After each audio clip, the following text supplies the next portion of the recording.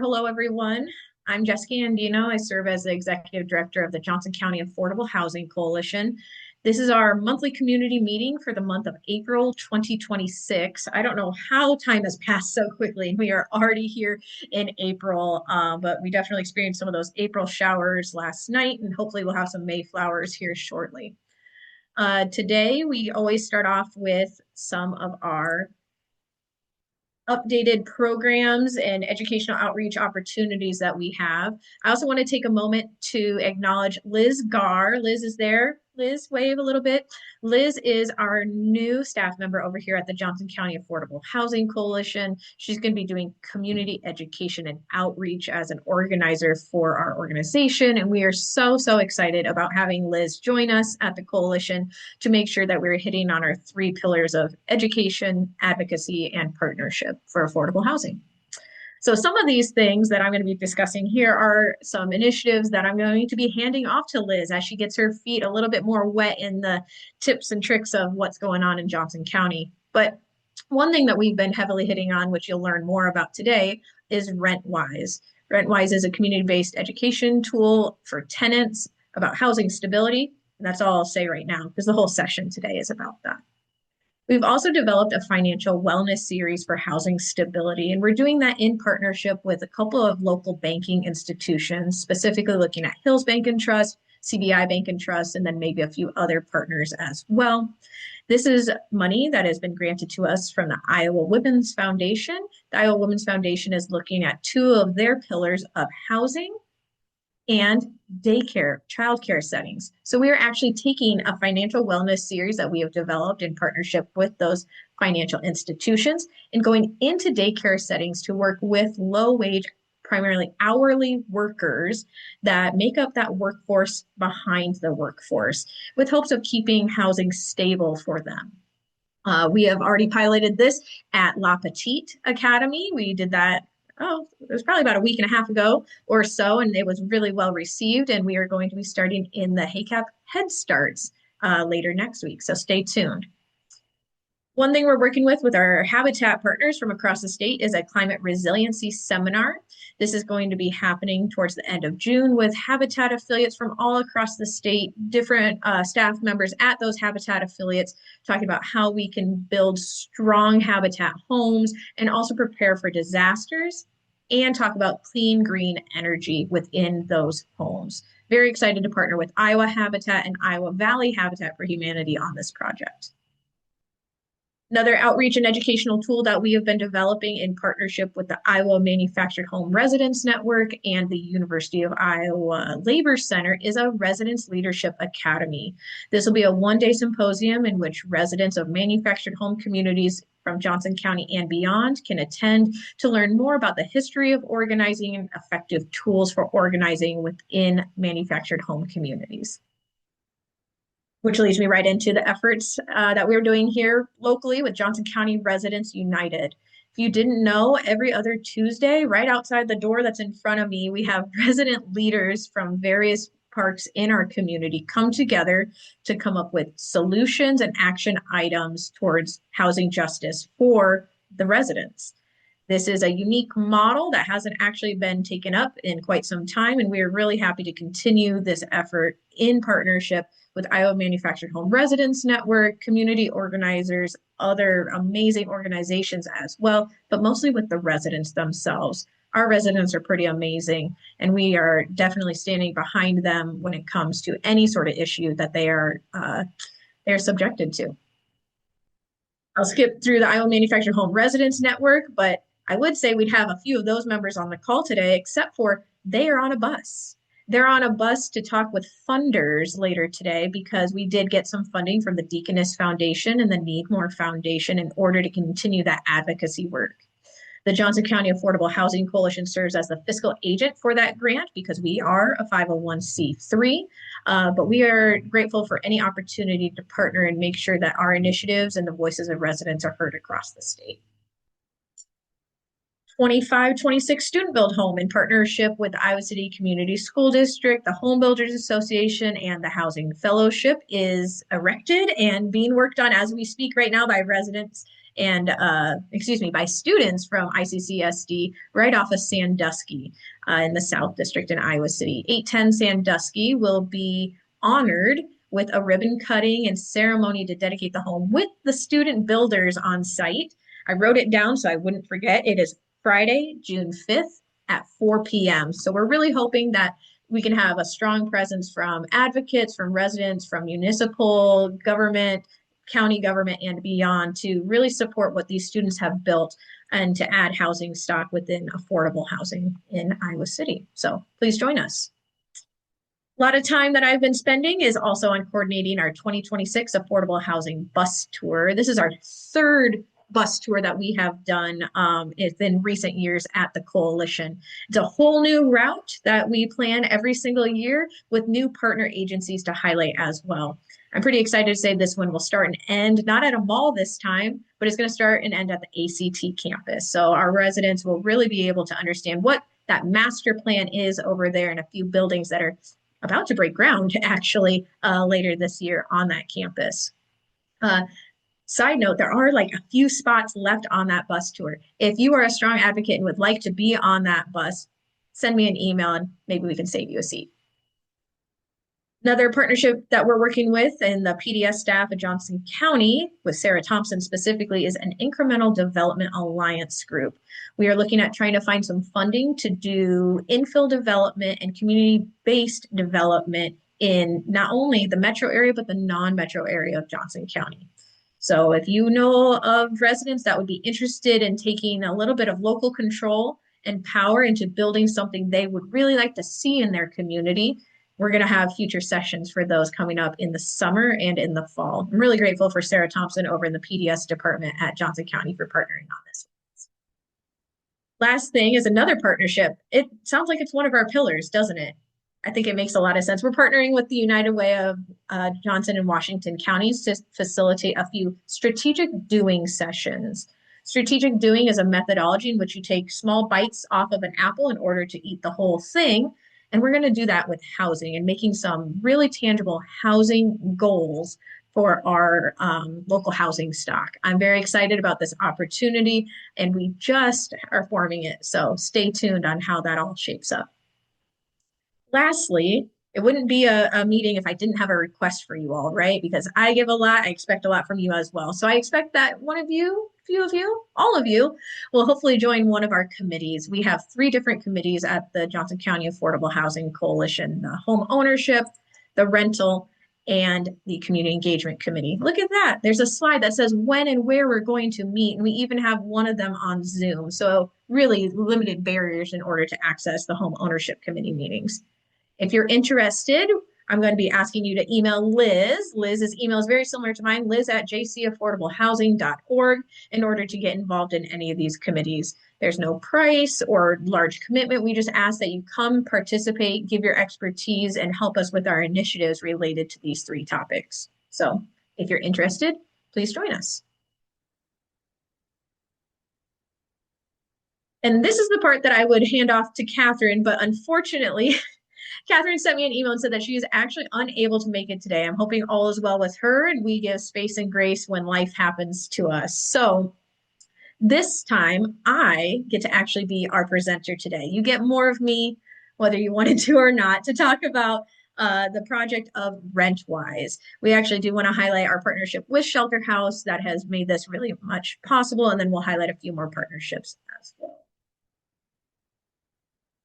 So getting into it today, what is RentWise? Some of you are more familiar with it than others, and I appreciate that, but we want to level set here a little bit. RentWise is a tenant-based education program designed to help individuals not only find, but maintain safe, decent, and affordable rental housing in our community. This is not just something that myself or Shelter House or anybody has created. It was actually a database evidence-based curriculum that was developed through the Nebraska Extension Office. And then there was a sister program that was also developed up at Minnesota's Extension Office. Currently, there is no direct curriculum for the state of Iowa, so we have done our best in order to adapt Nebraska's and Minnesota's Extension Office curriculum to make it appropriate for Iowa. As we know, we have different housing conditions, but we also have different laws that dictate those housing conditions. So that is what we teach people within RentWise. This did not just start with me being here at the Affordable Housing Coalition. It has been a long process of getting here as well. So I want to make sure we acknowledge those partners. Johnson County Social Services was the original hub of RentWise. Sue Campney, who has since retired from that office, was really the guru behind that and had sent a lot of folks that were from the local homeless coordinating board all the way over to Omaha in order to get this direct train the trainer facilitation, excuse me. The local homeless coordinating board has then also hosted some local train the trainer sessions as well, which is where I was trained. And then we have trained others from DVIP, community, insider reentry, and so on. Currently, Shelter House has funding in order to do RentWise sessions in shelter with those that are experiencing homelessness in real time. They do modules on a weekly basis and are able to meet people where they are at in shelter in order to overcome some of those barriers to attaining an affordable and decent rental unit. Why RentWise matters. RentWise matters specifically because we know statistically that in Johnson County, the number one reason for eviction is non-payment of rent. So we are going to be able to set people up in order to have more skills and tangible knowledge in order to not have that eviction on their record. We also know that there's rising housing costs and additional barriers to accessing homes. If somebody is new to Johnson County or maybe even new to the United States, they might not know they need a credit score or they might need a cosigner. And so we give those tips and tricks on how best to do so. And so we are really utilizing this not only as accessing housing, but as a prevention strategy to homelessness, keeping people housed that are current tenants so they don't end up in a system that actually is worse for them. Overarching goals of the program itself is to better understand the benefit of that cooperative relationship between landlords and their tenants. You all are learning about this program today as advocates, but we will also be presenting, myself and Catherine, at the Greater Iowa City Apartments Association meeting at the end of May. So we are also getting this in front of landlords that are going to be able to describe how it is beneficial for their tenants, and then we don't have so much conflict between the landlords and the tenants themselves. Additionally, as I said earlier, we can have adequate, safe, and affordable housing and how to best find that within our community using tools that are specific to Johnson County. We also want them to be able to improve their ability to resolve problems with the neighbors and the landlords. I speak from many different hats when I present RentWise. I'm a landlord myself in a different capacity, and I work directly with tenants on a daily basis in order to figure out how best to serve their needs. And I think that this program and me facilitating it really assists with that. Then, of course, we often talk about we don't want people to move as often, moving less often, and we increase housing stability by keeping people placed where they're at in safe, decent, stable homes. We don't want to disrupt our workforce. We don't want to disrupt quality of life for residents. If folks are constantly getting a non-renewal of lease, it can be really disruptive, not only to adults, but also to children. So keeping people safe and stable in their housing is the number one goal of RentWise in order to increase quality of life. Specifically, who is served by this? So as I said, Shelter House has their own funding currently right now. I believe it is provided by the city of Iowa City in order to get people out of homelessness and into housing. Additionally, we have secured some money through the Housing Fellowship, who has got it through IFA, the Iowa Finance Authority, in order to provide community-based education. So this money is put forth from the Iowa Finance Authority through a program called Home ARP. And these are the eligibility criteria that we have in order to facilitate these programs. They either have to be directly homeless, at risk of homelessness, fleeing violence, or other qualified populations per the ARP guidelines. Additionally, this can benefit anyone across all income levels. I've been in talks with the University of Iowa and seen how we can best implement this within the student population as well, because we know that students are a heavy percentage of our renters here in Johnson County. As you can see there, we have actively worked with Shelter House United Action for Youth, which you can see Tanya, an advocate there, working on a lovely bean budget with a student there. And then also with Nia Gorsh over at Inside Out Reentry Community, really going to the people instead of asking people to come to us. You'll see later I have a photo of how I've set up these these lovely little training sessions in living rooms, in offices, and wherever we need to meet the needs of our community. There are exploratory partnerships as well, looking at going into shelter or near shelter for DVIP, RVAP. And then we are also in the works of translating all the materials, modules, handouts for Catholic Worker House, primarily in Spanish. That's my only other language ability. I wish I had more English and Spanish, are my only two, but really catering it to that experience of the clients that they serve, of newly arrived immigrants to this community who don't have 5 years of rental history, who don't know that carpet is what most floor coverings are instead of ceramic like you'd see in Central America. So really catering the modules to the population served. So RentWise topics, what do we cover? We cover all 6 of these items. Communication and conflict resolution with landlords, neighbors, and roommates. All 3 are extremely important in order to keep stable housing. Managing your money, which includes budgets and prioritizing. Is this a need? You need 2 bedrooms, or is it a want to have 3 bedrooms with an office space? Do you need to have laundry, or does it need to be on a bus route? And then we also talk about non-housing needs as well. If you're not able to afford your rent, some of those wants might have to be foregone. Okay, so it is a really fun activity actually with the kiddos of UAY to say, hey, do we need these new sneakers or do we need to pay for rent? What things could go off from your budget? What things need to stay in there? So looking at different opportunities that they can have to keep stable housing. I have a slide later that's going to talk about finding a place to call home and what are the tools that we need, or excuse me, that we use within our local area in order to find housing. Getting through the rental process, if you've never rented before, or even if you've rented a long time ago, I bet that rental process has changed drastically since then. What is the proof of income that you need to have? How do you look up your credit score? Do you have to pay a rental application fee? We've seen a lot of really hefty application fees happen, as much as $200 for a single unit without even a guarantee of accessing that unit. What other barriers might actually exist, or what are things that you can do to have a leg up in getting access to a unit?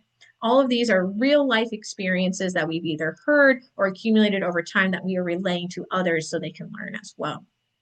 Taking care of your home is really a fun module. It's talking about tips and tricks on how to maintain a clean, healthy environment. That can be as simple as me showing up with a laundry basket full of cleaning supplies, or it could be, do you have a guest policy? What is your guest policy? Did you know you're responsible for your guests? Maybe we shouldn't have a boyfriend or a girlfriend move in after a couple of days, and really making sure that you keep your housing stable per that rental agreement and contract. And then the last is about moving out. Did you move into your unit in a clean, respectable manner? It should be that way when you return it. How do you get your security deposit back? Do I have to provide a forwarding address in order to get my security deposit back? These are a lot of nuances that are assumed skills of renters that actually we all acquire over time, given the place that we are moving into and moving out from. So again, just doing a little level setting with tenants about how best to go forth within all 6 of these topics. This is that slide. I made these slides earlier today. So I pulled this from the RentWise curriculum, 50 different slides that I present upon. This is really a tangible tool that folks can use on where to look for housing in Johnson County specifically. Here we utilize Zillow. Some places use Trulia, apartments.com, and HotPads. But we also have a University of Iowa that has a lot of off-campus housing, so they have a guide for that as well. You don't have to be a university student to also look through that, by the way. Also, then Iowa Finance Authority has the iowahousinsearch.org website that is for units that are subsidized by government money. So if you're looking for specifically ones that accept housing choice vouchers, or that might be for a certain age population, 55 plus, you may find them on iowahousinsearch.org.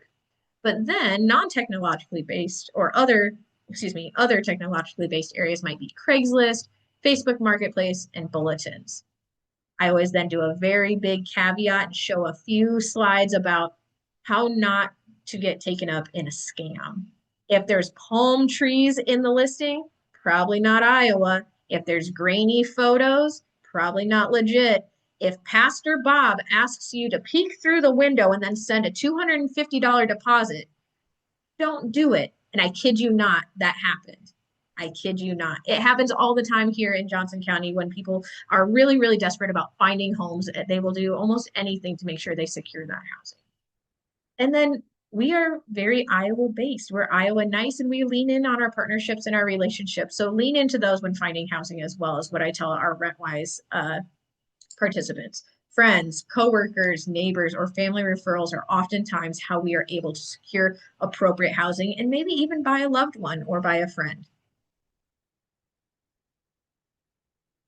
Hopefully these are clear for you. I think they're pretty clear. I've created these in addition to the RentWise curriculum as actual tools that people can take with them when they move in or move out. So I'm constantly creating resources that I find useful for tenants or other populations. And so this is one that we make sure to give to RentWise participants.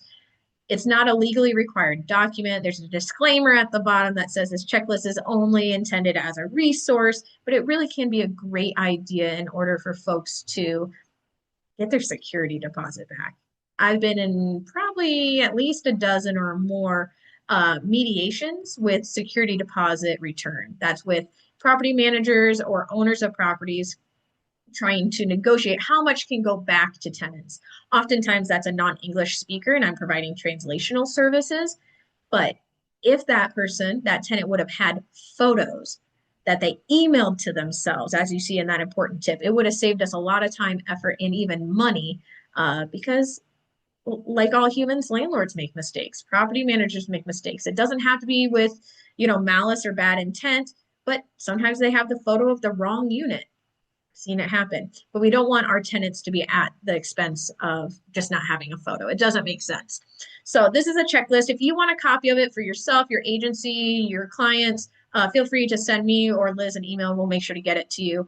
I am a very, very strong proponent of all my information should be out there and utilized. I wish it will be used because I know that might help at least one or two folks in the future. So feel free to email me if you would like a copy of these. The program structure. The program structure that we have for RentWise is flexible. I hope that you're understanding that. It is evidence-based curriculum, and we do have to cover certain aspects within each of those modules, but we want to meet the needs of the clients where they're at. If it doesn't meet the needs, then what is the point? We're all wasting time, right? So flexibility is key. There's approximately 6 hours of content formed over those 6 modules, but if it's a person that's really good at budgeting, maybe we don't need to focus on budgeting anymore. Maybe it's a person that has never acquired a unit. It's kind of condescending to talk about how best to clean that unit in vast length. So again, meeting the needs of the clients that we're serving. All of our sessions so far have been in person and co-coordinated with partner agencies. I know when I did this with Inside Out Reentry Community, Neil and I went back and forth 100 times, and it was actually a blast, not only for myself and Neil at Inside Out, but for the clients as well. That is a trusted resource and individual that the men that have been formerly incarcerated that are served by this population can lean into. They're going to lean into Neil more than they're going to lean into me. And I know that. I'm just here to provide the skills for them. We also provide all of the printed materials, the workbooks, the tools, and then we provide them with a certificate afterwards that they can hand to landlords. There's one, a certificate that has their name on it, has a signature on it. Sometimes I have that co-facilitator also sign as well to provide a level of legitimacy, but then it can also be presented with their application. Maybe they have a credit score that's a little bit lower. Maybe their rental history isn't the best, but if they're making that effort to go to RentWise to learn how to be a better tenant, it could bump them up. No promises, but it could. Oh, speaking of RentWise, that's a picture actually of us doing it Inside Out Reentry. So that happened just by Neil coming to our monthly affordable rental committee meetings and saying, hey, this would be a really cool idea. Let's do it together. And I said, okay. So we hung out and how did we formulate that one? 2 sessions. They were 3 hours long each. And we had pizza with the guys and we learned a lot. We learned a lot together, and I definitely would do it again with Inside Out Reentry or any other community. So you could integrate it into your existing programs. We're going to be going with UAY again, and they have weekly house meetings on Thursdays. So we're going to do it as a lunch and learn style over 6 weeks. Really, flexibility, RentWise and flexibility, and making sure that the information gets out to tenants is exactly what we're wanting. It can also be reinforced with other skills. I just saw Molly Miller from CBI Bank and Trust this morning, and then I've talked with Veridian as well. They have different financial wellness series that, after going through a minimum budgeting skill set in RentWise, that facility could then implement something bigger with financial partners. That's the idea, right? We're just all trying to come together to meet the needs of our community. So if you happen to be associated with, work with, are part of an agency, a group that would like us to come and do RentWise, send us an email. We have funding to be able to do it. We have gift cards as incentives for the participants to participate as well. And honestly, I'm kind of sad that we've hired Liz, to be honest, because I really love doing these community-based education things, but Liz is going to be wonderful at it too. So there's our contact info. If you didn't already have it, Liz is right there. She's probably be the best to be able to coordinate these dates. But you're always more than welcome to find me either via email, on Facebook, or anywhere else that I am in the community to be able to implement RentWise. All right. I'm going to leave it there for now and see if there are any questions. Jessica, this is Charlie. Can you hear me okay? Yes, Charlie, how are you? Good. Thanks for presenting this. A lot of things I did not know. Can you tell us that non-citizens are eligible to as participants in the RentWise program? So as it sits right now, yes, non-citizens are eligible to participate in RentWise. We do ask limited demographic information, which includes an optional last 4 digits of their social security number. I pretty much tell people not to fill it out because that doesn't need to be filled out. And they are still eligible for incentives as well. Good Great, question. thanks very much. Yep. And lastly, do you have some idea of the numbers of PK through 12 students that are members of families that have participated in RentWise, programming? Because that, to me, that's important, because if these activities improve stability of residency, that really affects student schooling. Absolutely. No, and I don't have a good indicator on that. And that is not currently within our demographic form for this funding. These have been mainly through housing service providers, and I would say the majority are non-child households, except for UAY's Transitional Living Program and Young Mothers Program, but those are babies. I'm not gonna lie, one of my favorite sessions was I got to hold a baby on my hip while presenting this. You ebb and flow with whatever life comes at you, and you get to talk about budgeting while holding a 6-month-old on your hip. We make it work. But I think that's a lovely point. Okay, thanks very much, Jessica. Yes. Not with RentWise though, but you might be interested in this, Charlie. When we discuss the financial wellness series for housing stability, which is very money-based items, we do collect information about children under 18 that are in the household and just overall household size. And then Liz, you can shake your head yes or no, but I remember talking with Jennifer from HACAP about how this information is not only going to be in the hands of the teachers and educators and parents that are at these centers, but we also are going to be giving materials for the parents that are also going to, be affiliated with that school. Correct, Liz? Yes. Yes, the teachers specifically requested that not only they might get handout material to take home with them, but to be able to, as teachers, to help spread the education to the families and any residents that the teachers might come across that could benefit from it as well. Great, thanks very much. I might suggest that giving that, presenting those kinds of numbers and the experience of the family after they go through the RentWise program and why it increases the stability. giving that information to the school district might be helpful, especially to the school board. Thank you, Charlie. I think Charlie and I were thinking on the very same wavelength. I just sent Jessica an email and to Pastor Fred over at Dream City to suggest potentially going over and doing a class over there if you guys haven't already talked about it. But last night I attended the Next Gen weekly meeting, which is 7th through just out of high school. Great group of kids. They're working on entrepreneurial skills. And so some of them are either ready to start looking for an apartment or thinking about it. And for those that are younger, they need to really be thinking now about, oh, I should, this is something I'm going to need to think about. And so that Next Gen class, they're learning about budgeting next week and opening a checking account. So checking and savings account. And so I think it'd be a good next step if you guys have time to do that. Thank you, though. I think this is awesome. Beautiful. Okay. And that would be, just so everybody on the call knows, Pastor Fred Newell is over at Dream City, so it would be in partnership with them in the South District. Wonderful. Anyone else? Any other questions regarding RentWise?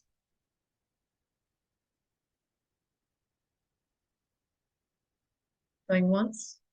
Going twice? Well, thank you guys for checking out my not as great as normal slides, but we make it work, and trust me, the RentWise slides look way better than most of the things that I presented for you today. So sorry about that. But we do want to make sure that we say thank you to our sponsors. When it comes to RentWise specifically, I am going to give another shout out to the Housing Fellowship for securing funding from the Iowa Finance Authority for us to be able to put this on. But also we like to thank our sponsors for being there every step of the way, not program specific, but mission specific. These are our sponsors that are on our page, along with all of our members that pay membership dues. Without sponsors, we would not be able to hire wonderful people like Liz, or make sure that we have great programming in our community. So I really do want to say thank you to those sponsors that step up. And then, speaking of our monthly community meetings, we will have another one on May 22nd. It's always the fourth Friday of every month at noon, same Zoom link. Try to keep it easy for folks and myself.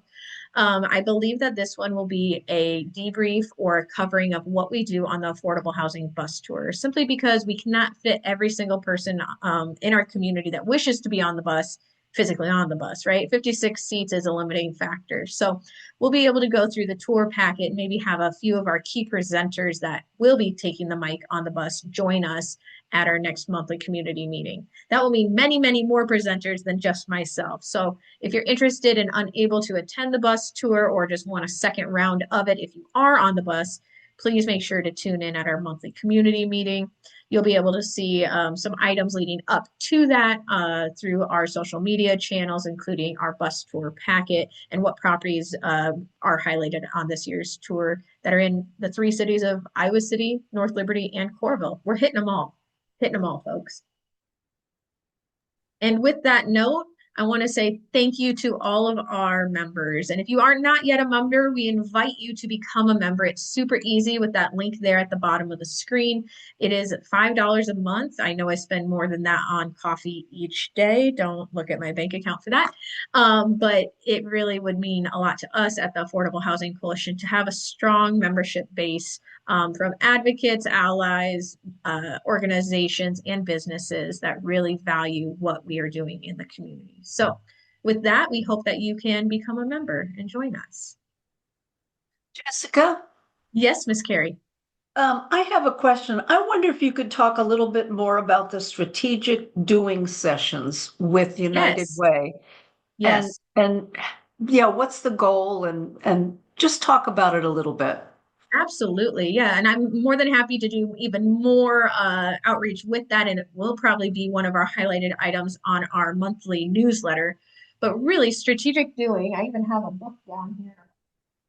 Strategic Doing Facilitator's Guide is a methodology in which things can get done within communities affordable housing, for the example of this strategic doing session, is huge. It is very nuanced and there's a lot of different components and parts. So what we are attempting to do is bring together a diverse group of nearly 50 folks from different areas of affordable housing, advocates, developers, city staff that understand CDGB funds, just housing service providers in general, property managers, and so forth, and really bring them here in order to have a goal that they develop. But the idea that I have specifically, Carrie, if I'll be frank, is I want our cities and our county to have a number set goal of how many units of housing and affordable housing we need, whether it's mimicking what the non-metro housing study did of 950 housing units in the rural communities. I don't know what it is, but I want our cities to have that and then make tangible steps on how to actually achieve that. So having a little bit more accountability instead of having it be this nebulous idea of we need more housing. Okay, we hear you. Absolutely. All of us on this call probably believe we need more affordable housing in Johnson County, right? But how do we take the steps to get there? We're bringing together the partners strategically with two facilitators. We have Kate Moreland and Jennifer Horn Frazier that are going to be coming in and leading these sessions about how to best get that done. I hope that clarifies a little bit. How does that, as my old boss used to say, interdigitate with the local homeless coordinating board? Yeah. I mean, isn't there some overlap or absolutely. So there is overlap. And I will say CSH has also been contracted by Shelter House to do a very similar group for unhoused populations. So it is not looking at the unhoused population, it is looking at the housed population. And we're working in partnership with Shelter House, and they know that we're doing this, and we know that they're doing that, and we are working complementary to each other in order to make that happen. So these are not housing services, or excuse me, housing units that need supportive services. We definitely need 300 units of permanent supportive housing. Absolutely. 100%. That is what our community needs. And I am in 100% support of that. This is complementary to that of we need housing units. Period. Exactly. And yes. I hear you. It's music to my ears that everybody's kind of, as I said, kind of coordinating. Yeah. That no one group is trying to reinvent or come up with an action plan, but you're all working together. Because I would imagine that the CSH people are going to come up with at least an overlapping plan? I would hope so. And so I know that before we were invited into this collaborative effort for strategic doing, it was really being spearheaded by the United Way of Johnson and Washington counties, because two of their areas within their need assessment are heavily housing focused, right? For community well-being. And so Jennifer Banta and I have met, and she has met with those over at Shelter House, and they are really the facilitator of the doing part. But we are the content experts, and we have the connections with those content experts when it comes to housing. So it is a lot, and it is very overlapping, and I get how it could be somewhat confusing as well. We are all just here in partnership to make Johnson County better for every person, but there is a nuanced level with what CSH is doing over there with Shelter House. But we have Rachel Carr on our strategic doing roster, and we're going to be working back and forth. I would be working with Christine Hayes, but she unfortunately had surgery this week, or else she would be here as well. Great points. There's a lot of really good work that's being done here in Johnson County, and I feel extremely fortunate to live here. I don't think I'd want to live anywhere else in the state of Iowa, that's for sure. Good. Thank you. Thanks for filling that in. Appreciate it. No problem. That's a wonderful question. Sometimes I make a lot of comments and assumptions, and I need to do a lot more level setting. So thank you, Carrie. I appreciate that.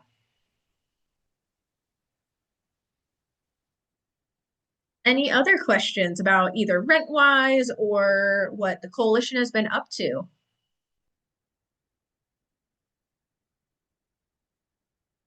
Hearing none. You get to have an extra 15-ish minutes of your Friday. It's actually kind of lovely out. So maybe go for a walk. Maybe get out into, the sun, and as I sit from my windowless office, And I hope that you guys have a fun, safe, and amazing weekend ahead of you. Thank you all for being here today. Take care. Thank you, Jessica. Thank you. Bye-bye.